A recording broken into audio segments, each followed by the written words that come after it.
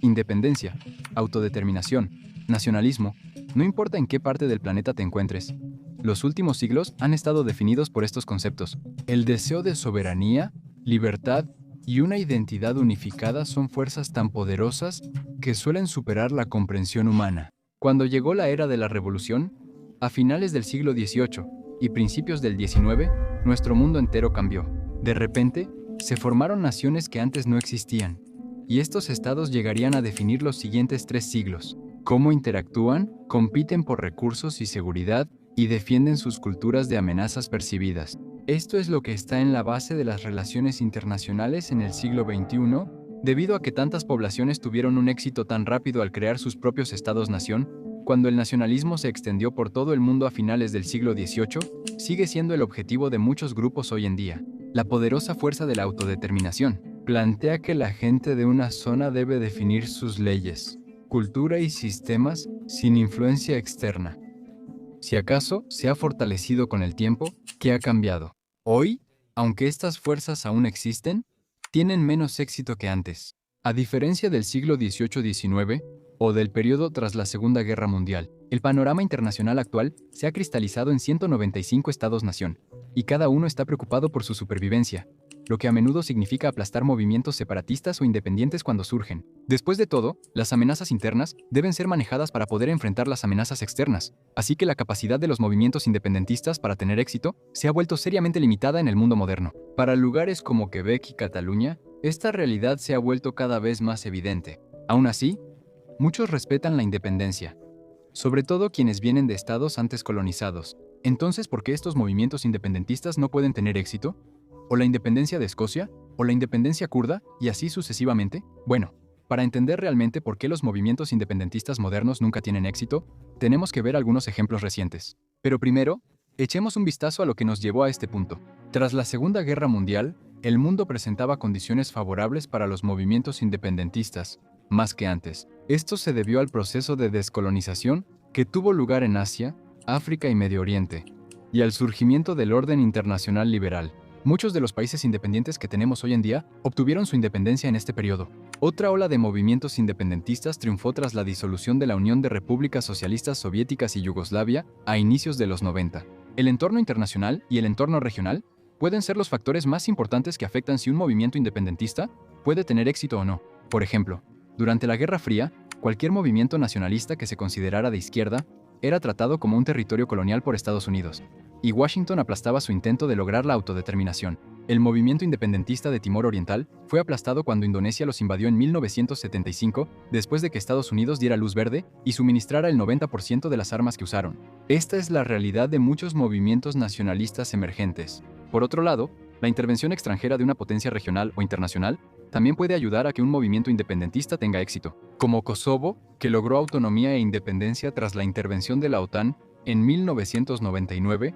Este apoyo externo y otros factores deben estar a tu favor para lograr el éxito. Por eso los movimientos separatistas, las revoluciones y la lucha por la autodeterminación pueden ser tan sangrientos. Algo que está claro es que, como mínimo, se necesita un sentido de nacionalismo increíblemente fuerte para asegurar la unidad entre el grupo que lucha por su propio estado. Todo esto tiene un papel clave en la búsqueda de la independencia. El nacionalismo y el orgullo nacional, el deseo de soberanía y autodeterminación, estas cosas a menudo inspiran a las personas a tomar riesgos, a veces riesgos fatales, para lograr los derechos que creen que su grupo merece. Independientemente de su etnia o cultura, quienes buscan la independencia, buscan la autodeterminación. Y sobre todo, garantizar la supervivencia del grupo. Formar un Estado-nación propio es una de las mejores formas de asegurar la supervivencia de un grupo. El nacionalismo fue poco relevante en Europa en el siglo XVIII. Durante la mayor parte de la Edad Media, 500-1500 después de Cristo, la gente vivía en sociedades feudales. Los monarcas eran la autoridad absoluta. Los señores feudales operaban territorios más pequeños y casi todos los demás vivían en la servidumbre. No existían derechos humanos universales, debido proceso, ni otros valores actuales en nuestras instituciones y sociedades. La era de las revoluciones impulsó la formación de estados-nación. Personas de todo el mundo se rebelaron y lograron la independencia. Las muchas tribus e idiomas de Europa comenzaron a consolidarse bajo identidades mutuas.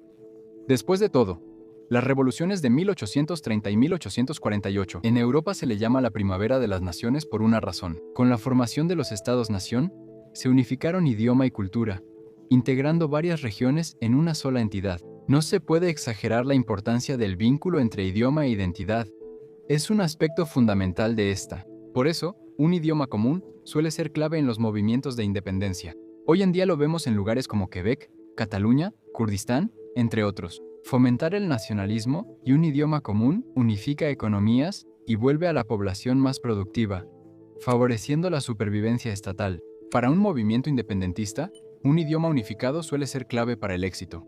A mayor homogeneidad lingüística en un grupo, más fuerte es su identidad y se logra un Estado unificado. Tras la Revolución Francesa de 1789, que creó el primer Estado-nación francés, solo 3 de 28 millones hablaban francés, y menos lo escribían. Cuando surgió el Estado y creció el francés, también se consolidó la identidad unificada de Francia. Hasta finales del siglo siguiente, la educación universal eliminó sistemáticamente lenguas minoritarias como el occitano o el bretón de la vida francesa. Hasta el siglo XX se completó la unificación lingüística. Cuando ves un país como la China actual, tiene más de 300 idiomas. Se les llama dialectos para aparentar que todos son un solo idioma chino. Pero como no se entienden mutuamente, esto no es cierto. Es porque China entiende que la unidad nacional es fundamental para un Estado fuerte. Por eso China reprime brutalmente a separatistas en Tíbet, Xinjiang y Hong Kong. Estos movimientos siempre están ligados, de una forma u otra, a un idioma e identidad separados. Por esto, suelen manejarse rápido. Y como en el Tíbet, el mandarín reemplaza sistemáticamente al idioma.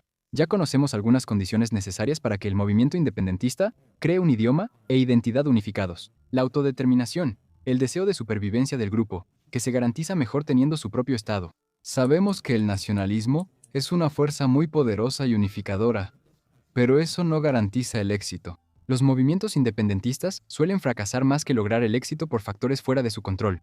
¿El entorno internacional actual promueve realmente la autodeterminación y los derechos humanos como debería? ¿O es uno en el que reprimir estos movimientos es más común, como solía ser hace mucho tiempo? Después sumamos a otros países y vemos si buscan perjudicar o apoyar al movimiento independentista.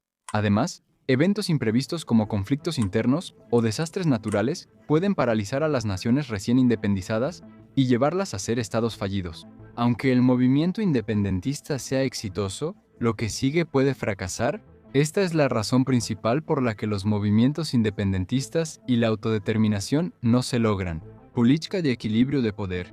Esta es una teoría fundamental de las relaciones internacionales, que se ha manifestado en la realidad durante miles de años. Es un concepto simple y vital en las relaciones internacionales. Los estados compiten por recursos y seguridad en la búsqueda de su supervivencia. La teoría del equilibrio de poder sostiene que los estados poderosos buscan evitar que otros adquieran poder militar. Esto les permite dominar a los estados más pequeños para su propio beneficio, hasta que los estados más pequeños se cansan de la explotación. Harán alianzas hasta tener una coalición capaz de desafiar al hegemón y cambiar el equilibrio de poder. Cuanto más poderoso te vuelves, más puedes dominar a los demás. Para aumentar tus posibilidades de sobrevivir como Estado, debes ser lo más grande y fuerte posible. Esto suele implicar aplastar a los estados vecinos al volverse más poderosos, y definitivamente significa suprimir los movimientos separatistas o de independencia dentro de tu propio territorio. Observa cómo China no tolera a los separatistas en ningún lugar. No te confundas con eso. Estados Unidos tampoco lo toleraría en absoluto. Y vimos esto con la forma en que destruyeron el idioma francés en Luisiana y otros estados. Con estos conceptos y teorías aclarados, veamos cómo se aplican a ejemplos modernos. Cataluña, en el noreste de España, tiene uno de los movimientos separatistas más conocidos del mundo. En 2017, el movimiento independentista catalán sumió a España en su peor crisis política en 40 años. En el referéndum del 1 de octubre de 2017 declarado ilegal por el Tribunal Constitucional de España, cerca del 90% de votantes catalanes apoyaron la independencia, con una participación del 43%. Aún así, el mensaje fue claro. El gobierno español respondió invocando el artículo 155 de la Constitución española, algo que ocurrió por primera vez en la historia de España. Esto, en pocas palabras, básicamente significa que si una comunidad autónoma ha actuado de alguna manera para socavar los intereses de España, el gobierno nacional tomará todas las medidas necesarias para obligarla a cumplir con sus obligaciones hacia el Estado. Poco después, Carlos Puigdemont, el presidente catalán en ese momento, huyó del país. Al momento de este video, sigue en el exilio y es buscado por rebelión. El Parlamento catalán fue disuelto, sus líderes destituidos y se convocaron elecciones anticipadas. Cataluña es un gran ejemplo de lo artificiales que son los estados-nación. Al final de la Edad Media, Europa tenía muchas tribus como Cataluña, cada una con su propio idioma e identidad. La mayoría han desaparecido y solo quedan en bibliotecas o con unas pocas personas en zonas rurales. Pero Cataluña es una excepción. A pesar de estar en España, Cataluña tiene un idioma, una cultura y, por lo tanto, una identidad distinta, con millones de ciudadanos catalanes. Como una potencia económica, los catalanes han argumentado, como hemos visto con el Brexit y muchos otros movimientos independentistas, que sienten que están pagando mucho más que su parte justa de impuestos al gobierno español a cambio de poco valor. Esto, combinado con su identidad distinta y el idioma catalán, junto con una historia polémica, debería justificar un Estado catalán independiente, según el argumento. Hoy en día no hay diferencia en su independencia, pese al intento de secesión de alto perfil. Entonces, ¿por qué exactamente ha fracasado? Bueno, principalmente, esto se debe a la lógica del equilibrio de poder. Incluso si se les concediera el estatus de Estado-nación, serían el Estado más débil de la región. Nada impediría que España recuperara Cataluña por la fuerza, especialmente considerando lo importante que es para ellos económicamente. Básicamente hicieron eso en 2017, aunque el referéndum probablemente fue ilegal. Es la región más rica de España y aporta cerca del 20% del Producto Interno Bruto Nacional. Sin fuerza militar, Cataluña no puede definir el equilibrio de poder regional. El Ejército Popular Catalán fue un grupo paramilitar de los años 60 en una etapa temprana del independentismo catalán, pero se disolvió hace décadas. Si otro estado más poderoso interviniera y los respaldara militarmente, tal vez sería posible. Esto fue lo que ocurrió con Kosovo, que no habría sido un estado independiente sin el apoyo de Estados Unidos y la OTAN. Un grupo ruso ofreció 10.000 soldados y dinero para saldar deudas a líderes separatistas catalanes durante su intento de independencia, aunque fue rechazado. En un futuro geopolítico donde la OTAN ya no exista y vuelva la competencia por la seguridad en Europa Occidental, Cataluña podría recibir apoyo de potencias regionales. Por ahora están atascados, aunque en décadas recientes, la autodeterminación es celebrada internacionalmente.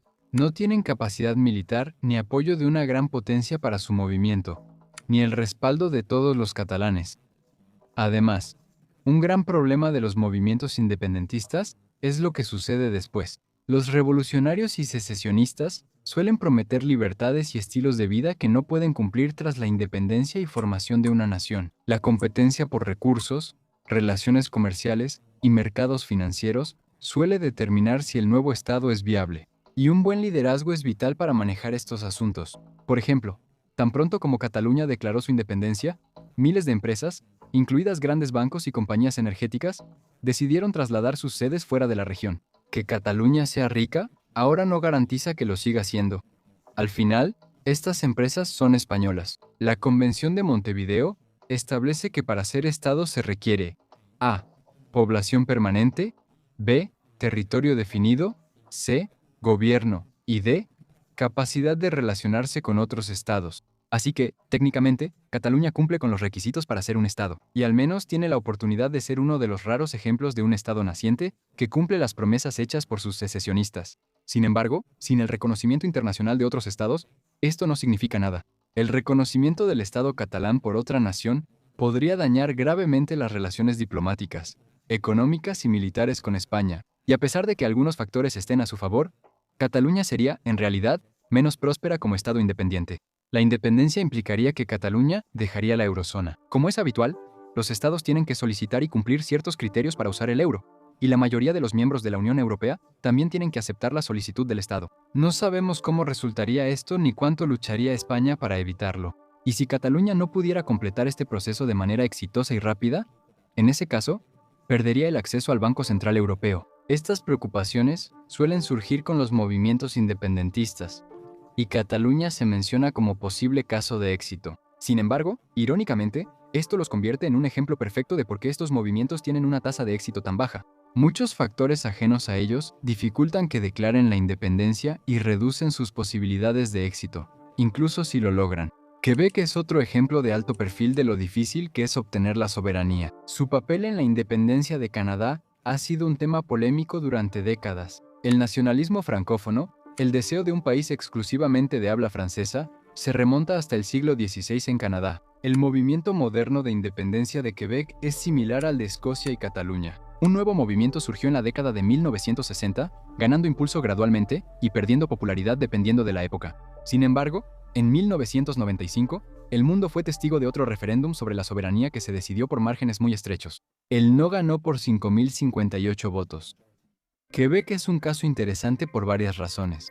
Después de la Ley de Claridad de 1999, según la ley canadiense, un referéndum exitoso con mayoría de participación desencadenaría negociaciones entre Quebec y el gobierno canadiense sobre el marco para la secesión. A diferencia de la Declaración Unilateral de Independencia de Cataluña, en 2017 Quebec tiene más posibilidades de éxito gracias a su marco legal. El partido soberanista Parti Québécois, o Parti Québécois para abreviar, después de haber perdido las elecciones parlamentarias en 2018, ha experimentado un reciente aumento en las encuestas. Su popularidad ha vuelto a aumentar, hasta el punto de que algunos creen que eventualmente pueden regresar al poder. Si esto pasa, podría haber otra votación de independencia. El resurgimiento del Parti Québécois ocurre en medio del declive del francés en Quebec. La proporción de quebequenses que solo hablan francés como su idioma oficial principal cayó de 837 en 2016 a 822 en 2021, y en ese mismo periodo de tiempo, el número de personas que hablan inglés como su idioma principal aumentó de 12 a 13.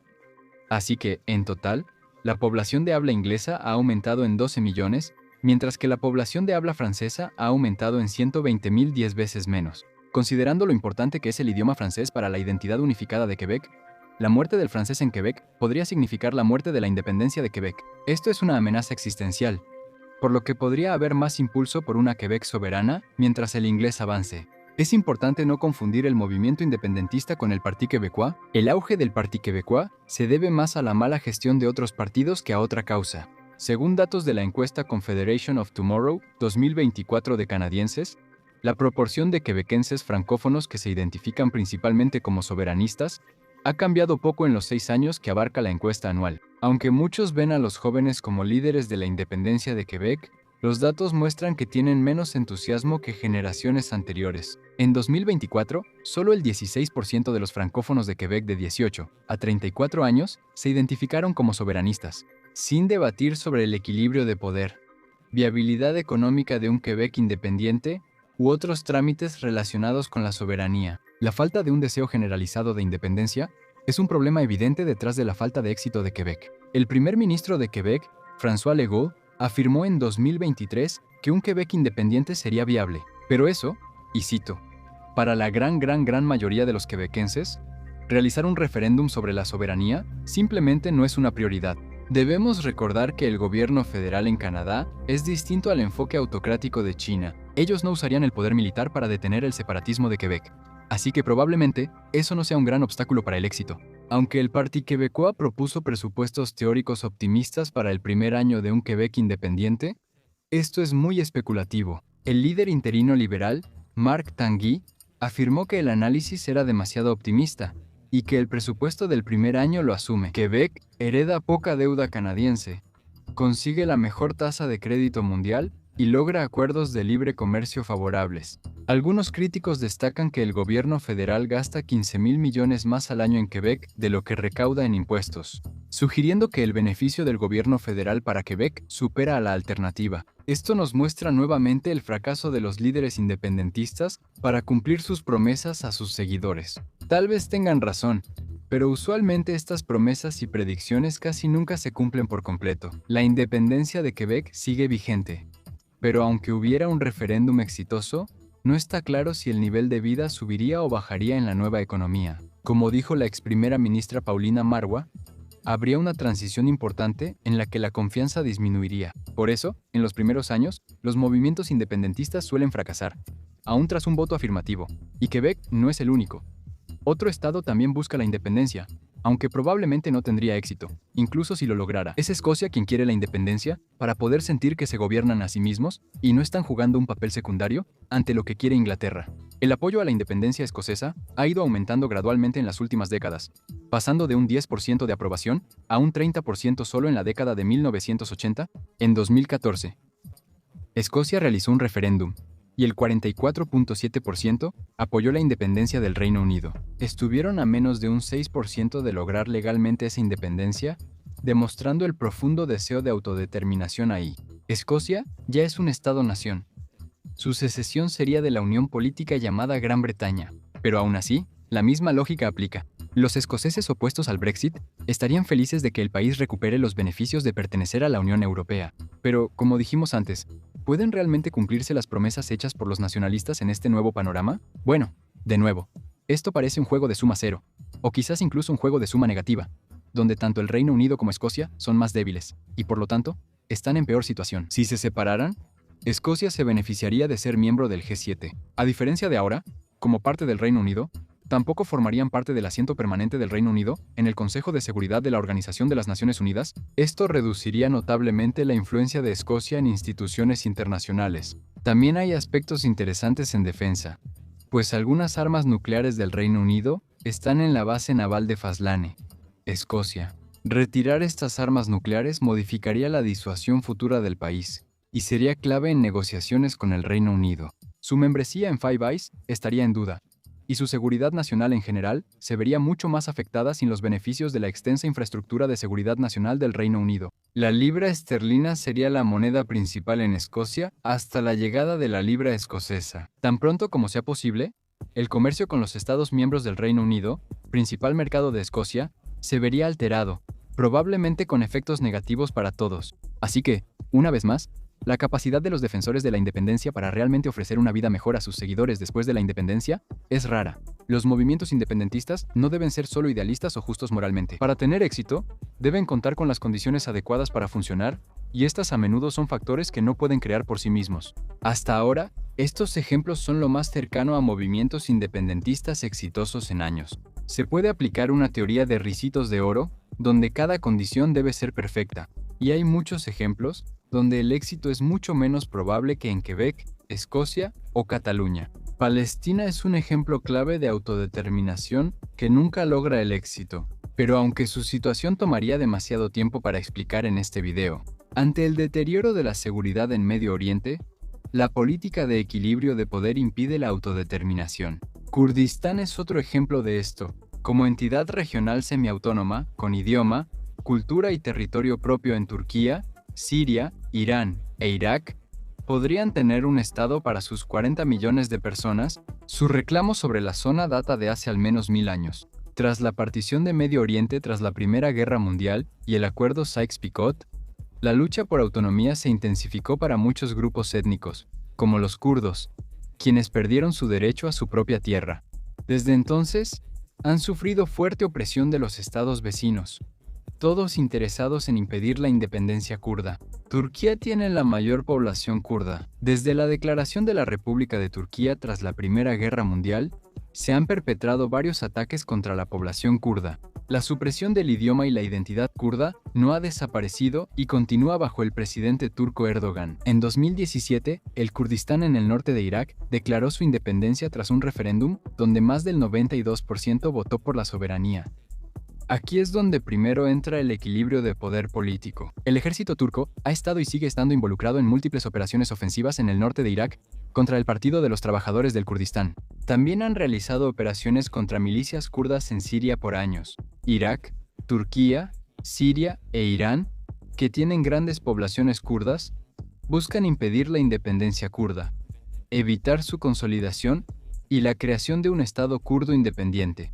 Formar su propio Estado es la mejor oportunidad de supervivencia para el pueblo kurdo. Por el contrario, un Estado kurdo independiente sería una amenaza para los estados circundantes. Se puede argumentar que los kurdos tienen reclamos históricos sobre al menos una parte de cada una de estas naciones. Un Estado unificado de 30 a 40 millones preocupa en seguridad a estos países. Por eso continúan impidiendo el crecimiento militar de las milicias kurdas y limitando sus derechos dentro de cada país, respectivamente. Es poco probable que Kurdistán cumpla con todos los requisitos de la Convención de Montevideo, pero debido a la política de equilibrio de poder, las potencias regionales seguirán impidiendo que obtengan capacidades militares. Esto significa que la cuestión kurda es otro ejemplo de un fallido movimiento independentista. Existen otros movimientos separatistas, como el independentista flamenco en Bélgica y el corso en Francia. También hay quienes quieren que Texas se separe de Estados Unidos, pero algo se vuelve más claro conforme avanza el siglo XXI. Eso ocurre cuando una potencia mayor en tu región busca que los países vecinos se alineen. A menudo no solo tienen la capacidad de hacerlo, sino que están más que dispuestos a tomar acciones militares para obligar a ese país a capitular. Como estamos viendo con la invasión rusa a la independiente Ucrania, el aumento de la competencia por la seguridad probablemente signifique que los movimientos separatistas incipientes serán aplastados con mayor frecuencia. Los días en que Estados Unidos intentaba, entre comillas, imponer la democracia liberal en el mundo ya no son viables. Los últimos 30 años demostraron el fracaso de la hegemonía liberal y el intervencionismo. Si los movimientos independentistas no tuvieron éxito en la hegemonía liberal, tampoco funcionarán en esta era multipolar.